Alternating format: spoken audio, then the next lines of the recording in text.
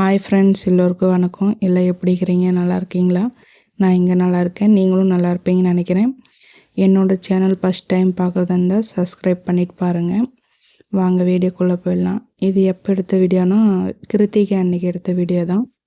ரொம்ப லேட் ஆகிடுச்சு வீடியோ போகிறதுக்கு. நானும் சீக்கிரமாக வாய்ஸ் ஓவர் கொடுத்து போடலான்னு தான் நினச்சேன். வீடியோ போட முடியல, எல்லாம் வேலையாக இருந்தனால போட முடியல. இப்போ கொஞ்சம் ஃப்ரீயாக இருக்கேன், அதுதான் வாய்ஸ் ஓவர் கொடுத்து போடுறேன். வாங்க வீடியோக்குள்ளே போயிடலாம். கிருத்திகை அன்றைக்கி வந்து ரொம்ப லேட் ஆகிடுச்சிங்க எழுறதுக்கு. நைட்டே எல்லா வேலையும் செஞ்சுட்டு படுக்கலான்னு பார்த்தா நைட்டே நான் கடைக்கு போய்ட்டு வந்து நல்லா படுத்துங்கிட்டேன் சாப்பிட்டு. சரி காலையில் நேரத்தில் எழலான்னு பார்த்தா அதுவும் 4 மணி கலர் வச்சா எழவே முடியல.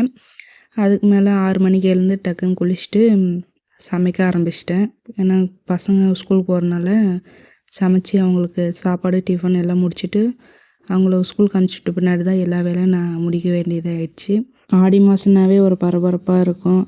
ஆடி வெள்ளி, ஆடி செவ்வாய், ஆடி அமாவாசை எல்லாம் வந்து போயினே தான் இருக்கும். ஆடி கிருத்திகை அன்றைக்கி எனக்கு கிருத்திகை வந்தாவே சின்ன வயசு ஞாபகம் வந்துடும்.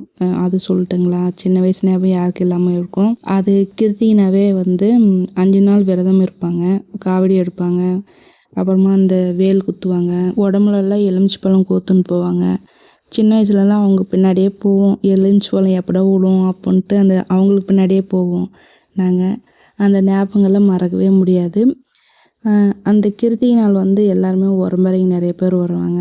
போச்சம்பள்ளி பக்கம் ஒரு வில்லேஜில் தான் கிருத்திகைனாவே ரொம்ப விசேஷமாக இருக்கும் முருகர் கோயிலில். நான் சின்ன வயசில் அங்கே தான் இருந்தேன்.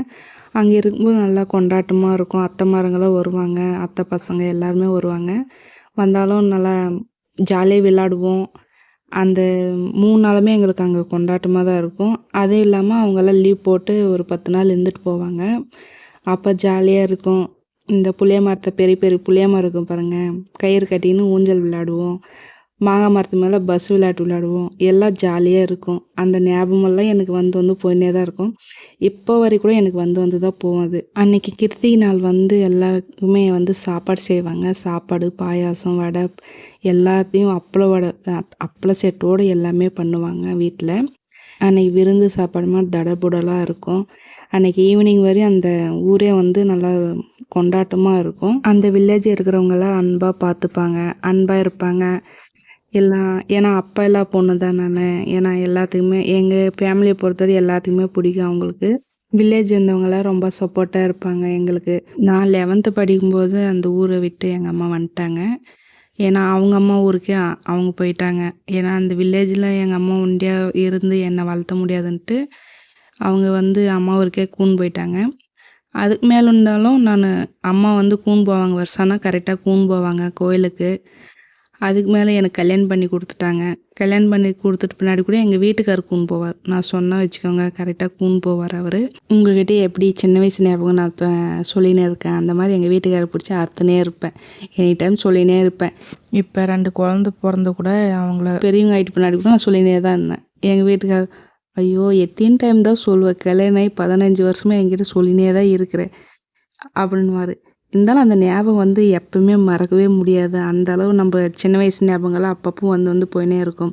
ஏங்க இந்த மாதிரி பண்ணோமா, அந்த மாதிரி பண்ணோமா, சின்ன வயசுலலாம் எப்படி நாங்கள் இருந்தோம், எப்படி போனோம் வந்தோம் எல்லாமே சொல்லினே தான் இருப்பேன். எனி டைம் சொல்லினே தான் இருப்பேன். அவருக்கே பாவம், என்ன காதல் கூட ரத்தம் வந்துட்டுருக்கும். நான் வந்து எங்கள் வீட்டுக்காரர்கிட்ட வந்து எப்போவுமே ஓப்பனாக தான் பேசுவேன். அதே மாதிரி எங்கள் வீட்டுக்காரர் என்கிட்ட ஓப்பனாக பேசுவார். 2 பேர்கிட்ட எந்த ஒளிவு மறைவும் இருக்காது. அதனாலே பாவம் மனுஷன் எது சொன்னாலும் காதில் கேட்டுக்கிறார், எதுவும் சொல்லாமல் வாய மூடின்னு இருக்கார். சரி இதுதான் சான்ஸுன்ட்டு நானும் கோயிலுக்கு போயிடலாங்க இன்றைக்கி அப்படின்ட்டு எல்லாம் க்ளீன் பண்ணிவிட்டு ரெடி பண்ணி நின்றேன். ஏன்னா இந்த டைம் 2 வருஷமாக என்னால் போக முடியல அந்த ஊருக்கு. போகும்போது உங்களுக்கு கண்டிப்பாக வீடியோ எடுத்து போடுறேன் அந்த ஊரை பற்றி. அந்த ஊருக்காரர் இந்த வீடியோ நீங்கள் பார்த்தீங்கன்னா எப்படி இந்த வருஷம் கோயிலில் விசேஷம் போச்சுன்ட்டு சொல்லுங்கள் கமெண்ட் பாக்ஸில். ரீசெண்டாக இப்போ ஒரு ஃபங்க்ஷனுக்கு ஒன்று, காது குத்து ஃபங்க்ஷனுக்கு அந்த ஊர் பக்கம் போயிருந்தேன். அப்போ அப்பா ஊருக்கு பாட்டியை பார்த்துட்டு வரலான்ட்டு போனேன். நானும் எங்கள் வீட்டுக்காரும். அந்த ஊரில் இருந்தவங்கெல்லாம் சில பேர் என்னை பார்த்துட்டாங்க.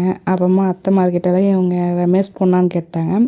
ஆமான்னு சொன்னோம்னா ரமேஷ் பொண்ணுன்னு சுற்றின்னு எல்லாம் பேசியிருந்தாங்க அங்கே இருந்த ஜனங்கள்லாம். எனக்கு ரொம்ப சந்தோஷம் ஆயிடுச்சு. ரமேஷ் பொண்ணுன்னாவே, ஏன்னா சில பேருக்கு அங்கே இருக்கிறவங்களுக்கெல்லாம் பேர் தெரியாது. அதனால் ரமேஷ் பொண்ணுன்னா தான் அவங்களுக்கு கரெக்டாக தெரியும். அந்த பெரியவங்க பேர் வச்சு தான் கூப்பிடுவாங்க. உங்கள் ஊர்லலாம் எப்படி கூப்பிடுவாங்க? அப்பா பேர் வச்சு கூப்பிடுவாங்களா? டைரெக்டாக உங்கள் பேர் வச்சே கூப்பிடுவாங்களா? கமெண்ட் பாக்ஸில் சொல்லுங்கள். அதுக்கப்புறம் சரி எல்லாம் பேசி முடிச்சுட்டு நாங்களும் கிளம்பியாச்சு ஊருக்கு. அப்புறமா இப்போ ஃப்ரெண்ட்ஸ் இப்போ போகலான்னு முடியல. என்ன பண்ணுறது? அதனால் சரி இன்றைக்கி முருகர் கோயிலுக்கு போயிட்டு வரலான்ட்டு எல்லாம் க்ளீன் பண்ணிவிட்டு வீட்டில் சாமி கும்பிட்டு நானும் எங்கள் வீட்டுக்காரும் கிளம்பியாச்சு. தருமபுரி கோயிலுக்கு தான் போயிட்டு வந்தோம். முருகர் கோயில் 3 முகம் முருகர் கோயிலுக்கு தான் போயிட்டு வந்தோம். இங்கே லேட் ஆகிடுச்சு. எங்கே சாமி போய் நம்ம தரிசனம் பண்ண போகிறோமா அப்படின்ட்டு நினச்சினே போனோம். எங்கள் வீட்டுக்காரர்கிட்ட பெனாத்தினே இருந்தேன் நான். சரி வா நம்ம வந்துட்டோம், ஏதோ வெளியே இருந்து கூட கும்பிட்டு வரலான்ட்டு அவருக்கும் வந்தார்.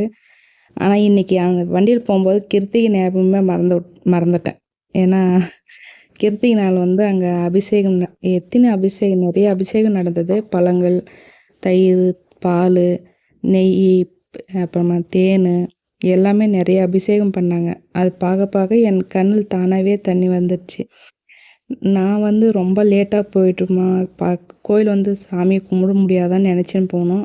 அந்த கடவுள் எங்களுக்கு தரிசனம் நல்லா காமிச்சார். நல்லா சாமி கும்பிட்டு சரி அங்கே எல்லாம் கொஞ்சம் பர்ச்சேஸ் பண்ணிக்கினேன். தருமபுரியில் ரங்கா டிபார்ட்மெண்ட்டில் எல்லாம் கொஞ்சம் பர்ச்சேஸ் பண்ணிக்கின்னு வீட்டுக்கு கிளம்பியாச்சு. எதையோ பேசி எதையோ முடிச்சிட்டேன். அடுத்த வீடியோவில் பார்ப்போம். Bye friends.